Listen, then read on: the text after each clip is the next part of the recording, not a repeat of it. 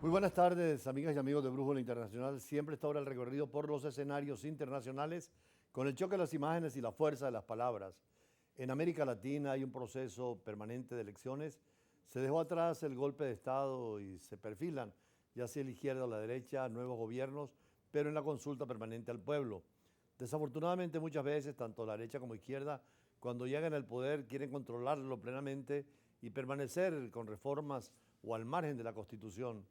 Por eso es preocupante las situaciones, por ejemplo, como la del Salvador o como de la izquierda algunas veces en el continente, o en el caso de Cuba, donde no hay procesos electorales, uno en la derecha y otro en la izquierda, son difíciles para la ética en la política y por eso es tan importante la consulta permanente y la alternabilidad, donde el presidente no concentre todos los poderes, porque es un mandatario y mandatario es al que nosotros mandamos a que nos gobierne y no que nos manden solo a nosotros, sino en esa consulta permanente de diálogo democrático, donde además el Parlamento y el Poder Judicial tienen que ser independientes. Por eso decenas de miles de personas se congregaron en el Zócalo, allí en la plaza principal de México, para exigir voto libre y garantías electorales en estas elecciones presidenciales del 2 de junio, que van a definir si el oficialismo sigue o no en el gobierno. Allí hay dos mujeres candidatas. En la izquierda, la mujer más bien de una familia tradicional judía, universitaria, y en la derecha los partidos PRI y PAN con una candidata popular de origen indio y que se presenta precisamente en esas elecciones para escoger quién va a ser en América Latina, uno de los más grandes países como México, el que pone un criterio, sobre todo en América Central y el Caribe, que tiene tanta influencia México. Junto con Argentina y con Brasil, son las tres potencias que inclusive en caso de una reforma del Consejo de Seguridad podrían ser candidatos al mismo Consejo de Seguridad. De todas formas, todo indica que una mujer por primera vez será presidenta en México. Veamos. Decenas de miles de personas se concentraron el domingo en el Zócalo, la principal plaza de México, para exigir voto libre en las elecciones presidenciales del 2 de junio, que perfilan al oficialismo como gran favorito. Los participantes denunciaron un intento del presidente Andrés Manuel López Obrador de orquestar una elección de Estado que favorezca a la candidata oficialista Claudia Sheinbaum, quien lidera la carrera con 64% de apoyo, según la firma Oráculos. Si somos ciudadanos que exigimos, vamos a tener un mejor gobierno. Y hoy lo que pedimos es que no ataquen a nuestras instituciones autónomas, defender nuestra democracia, que el INE y el tribunal tengan independencia, que pues nuestro presidente saque las manos de la elección. La oposición asegura que López Obrador busca restar capacidades y autonomía a la autoridad electoral mexicana, el INE, mediante una serie de reformas que envió al Congreso.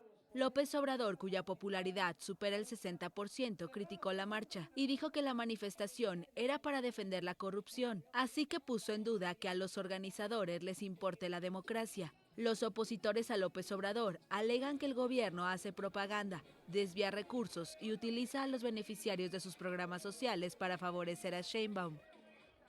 Él quiere enquistarse en el gobierno poniendo a Claudia Sheinbaum y no lo vamos a permitir. Somos millones de mexicanos que estamos en contra de este gobierno. Y lo hacemos, yo en la especial lo hago por mis hijos, por mis nietos. Sheinbaum tiene como principal rival al aspirante de raíces indígenas Xóchitl Gálvez, que aparece en las encuestas con un 31% del apoyo y que se presenta como candidata de centro-derecha en una coalición de los partidos PRI, PAN y PRD. Mientras tanto, Claudia Sheinbaum, la candidata del oficialismo de 61 años, presentó su aspiración ante el Instituto Nacional Electoral. Por primera vez en la historia, después de 200 años de la República, una mujer transformadora llegará a la presidencia de la República. Recientemente estuvimos en México y una invitación del Partido Verde Mexicano, que apoya precisamente al gobierno de López Obrador, nos invitó a un acto con la señora Sheinbaum, que además ofrece alternativas siempre en democracia, porque el presidente quiso concentrar demasiado el poder, López Obrador. Sin embargo, no fue posible la reelección y ahora, aunque pueda ganar el gobierno, en México hay instituciones muy sólidas, como es la independencia del Poder Judicial y sobre todo la independencia del Poder Electoral. Veamos también otras noticias en el mundo que tienen que ver con la situación del Medio Oriente. Dos problemas son fundamentales. Uno, el de la guerra de Rusia contra Ucrania, que ha alterado el mundo de la energía, sobre todo el petróleo y el gas para Europa, y ha cambiado la correlación de fuerzas, la alianza de la OTAN, Estados Unidos y Europa, donde Europa ahora también duda si gana Trump tener su propia fuerza militar. Y en el caso del Medio Oriente, la situación del chiismo y el sunismo con Arabia Saudita e Irán, pero también las expresiones que hemos visto en el Mar Rojo y sobre todo en la situación de Palestina e Israel. Hoy Israel amenazó con invadir Rafah, una de las grandes ciudades donde están concentrados los palestinos, si para la fiesta del Ramadán en marzo Hamás no libera a todos los rehenes de su poder, pese a la presión internacional para resguardar más a los millones de palestinos refugiados en la ciudad al sur de la Franja de Gaza. Un problema que viene desde 1948 con la proclamación del Estado de Israel, cuando Naciones Unidas, inclusive estaba nosotros por Venezuela, canciller Andrés Eloy Blanco, y en Naciones Unidas apoyó la creación de dos estados, uno palestino y otro Israel. Inclusive los soviéticos en esa época estaban de acuerdo con Estados Unidos, y hay que darle forma definitiva, que Israel se sienta segura frente a cualquier ataque y Palestina tenga su estado independiente y soberano. Israel amenazó con invadir Rafah para la fiesta del Ramadán. El ministro Benny Gantz, miembro del gabinete de guerra, dijo que si Hamás no libera a los rehenes en su poder antes del comienzo del mes sagrado musulmán el 10 de marzo, los combates continuarán en todas partes. El mundo debe saberlo, y los dirigentes de Hamás deben saberlo. Si para el Ramadán nuestros rehenes no están en casa, los combates continuarán en todas partes, incluida la zona de Rafah. Lo haremos de forma coordinada, facilitando la evacuación de civiles en diálogo con socios estadounidenses y egipcios y para minimizar en lo posible las víctimas civiles.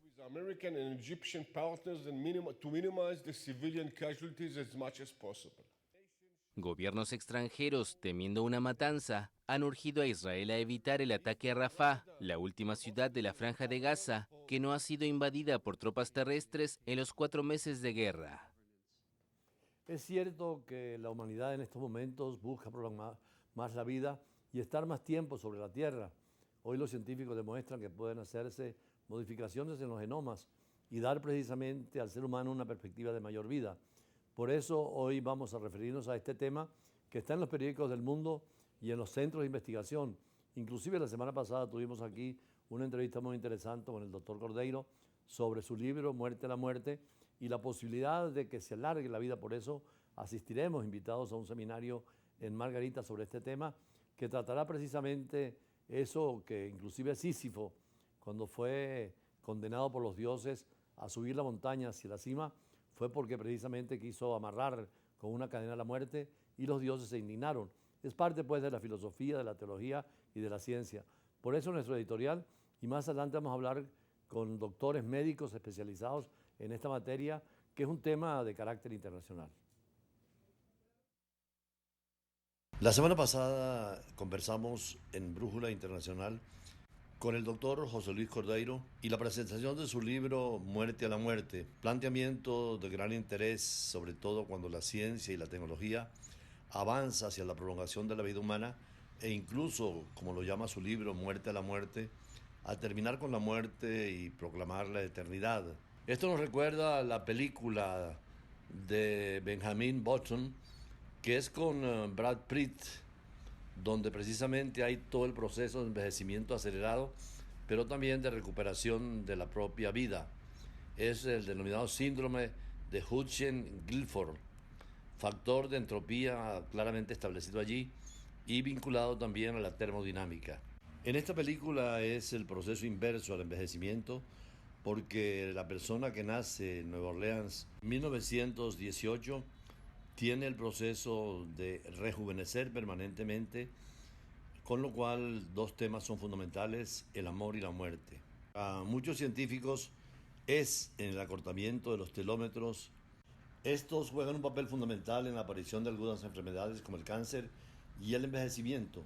Al modificarse y recortarse los telómeros, el papel para retrasar el envejecimiento siempre está presente. Aún así es pronto actuar sobre ellos porque son estudios experimentales. Estos telómeros se encuentran en los extremos de las cromosomas, que es donde se encuentra nuestro material genético, el ADN, y los protegen, que son esenciales para la vida, pero con el paso del tiempo se desgastan, lo que desencadena el envejecimiento de nuestras células y tejidos y en definitiva de nuestro organismo. Muchas enfermedades que son las principales causas de mortalidad de nuestra sociedad son consecuencia del proceso de envejecimiento, como por ejemplo el cáncer, las enfermedades cardiovasculares o las neurodegenerativas como el Parkinson o el Alzheimer. La ciencia hoy logra alargar los telómeros y podemos retrasar el envejecimiento en ratones y otros animales, como la activación de la telomerasa, que tiene efectos terapéuticos a estas enfermedades. Los resultados son muy prometedores, aunque su aplicación en humanos no es inmediata y tendrá que pasar por la fase regulatoria y los ensayos clínicos con pacientes. La edad biológica de cada uno de nosotros viene determinada por nuestros genes y el medio ambiente, es decir, los hábitos de vida. Por eso el filósofo español Ortega se decía: yo soy yo y mis circunstancias. Hay experimentos que indican que nuestro estilo de vida puede incidir en la longitud de nuestros telómeros. Sin embargo, para retraer el envejecimiento biológico de manera más significativa, habría que incidir sobre los mecanismos moleculares del envejecimiento y en cada caso los telómeros. Esto implica mantenerlos largos con el enzima telomerasa. En el mito de Sísifo dice Albert Camus que los dioses condenaron a Sísifo a subir una roca hasta una montaña y nunca llegar a la cima porque había encarnado la muerte. La muerte sigue siendo el tema central en la filosofía y también en la teología.